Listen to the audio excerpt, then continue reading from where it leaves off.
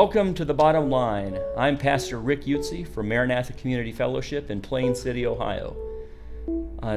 Today is when I went out to lunch. I was driving the car and I noticed that there's this cloud cover from like our church south, and north of that there's just beautiful clear skies. And as I was looking at that and thinking about that this afternoon, and it lasted virtually the whole afternoon. As a matter of fact, I looked out my window just before I came out here to record this, and there's this sunset, beautiful sunset along where the clouds are.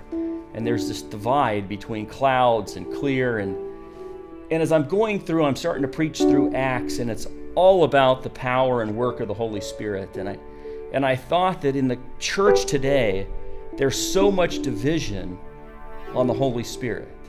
There's so much disagreement on the Holy Spirit within the church, and I'm not going to focus on that disagreement. I want to focus on what I think everybody can agree on with the Holy Spirit, and that is His work and His power in and through our lives. And I want to read Acts 1:4 because it talks about how critical the Holy Spirit is in the mission of the church and in our own lives.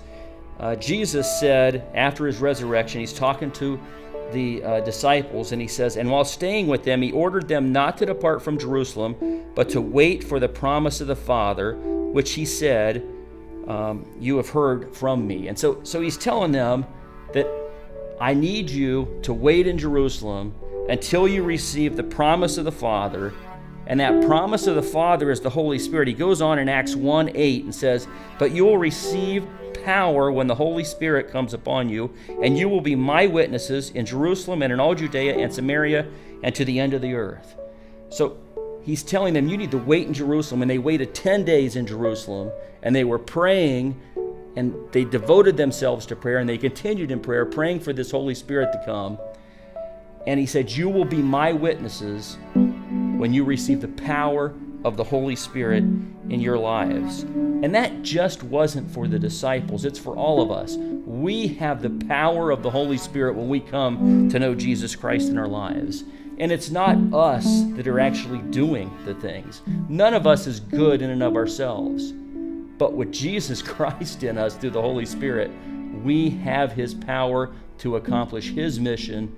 And that mission is to take the good news of the gospel to our local communities, to our friends and neighbors, to the world. He said to the uttermost parts of the world. And it's exciting to see how God did that in Acts. I mean, He caused it all to come together because there were 12 men who had no power, no money, they had no infrastructure, they had no way, they had no cars, they had no radio, they had no TV. How are they going to take this gospel to the ends of the earth? And God brought people Jews from all over the world at Pentecost that were there when the Holy Spirit came. And what I want to close with is this call to be on mission for Jesus Christ and to spread the good news isn't just for the apostles and the leaders of the church. It's for all Christians, all ordinary people. And I'm not saying the leaders aren't ordinary, they are. But sometimes we get this mindset that we can't do it. We don't know what to say. And I want to read Acts 8:1, and it talks about how Saul and others were persecuting the church. And it says, and they actually killed Stephen in chapter 7. And in 8 verse 1, it says, "Saul was there giving approval to his death. On that day, a great persecution broke out against the church at Jerusalem, and all except the apostles were scattered throughout Judea and Samaria." Do you notice all except the apostles were scattered? They stayed in Jerusalem. His mission was Jerusalem, Judea, Samaria, and the rest of the earth. And here it says, everyone else started scattering throughout Judea and Samaria, and they started going out to the rest of the world. And it says, down in verse 4, "Those who had been scattered preached the word wherever they went." God was taking His mission through ordinary people who were scattered throughout Judea and Samaria and the ends of the earth to accomplish His mission. And that's what He wants to do today. His Holy Spirit is just as real today as it was 2,000 years ago. We have just as much power as they had 2,000 years ago. And He wants us to go out and spread the news that only we can do through the power of His Holy Spirit.